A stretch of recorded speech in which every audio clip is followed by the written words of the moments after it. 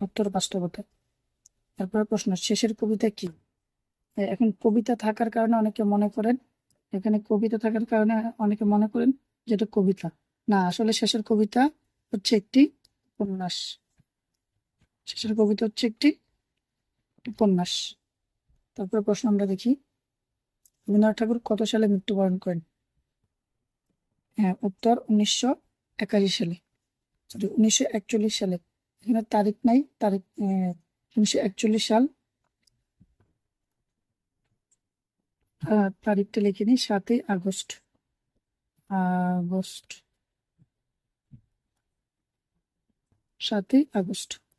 আর বাংলা সন হচ্ছে 22শে শ্রাবণ। শ্রাবণ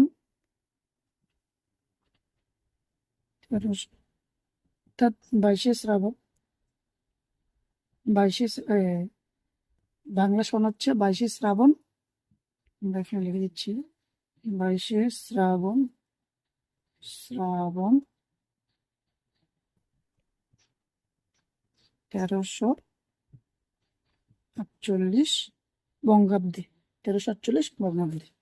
ওকে, নেক্সট প্রশ্ন আমরা দেখি, অনুপম কার হাতে মানুষ, অর্থাৎ কার হাতে মানুষ হয়েছে?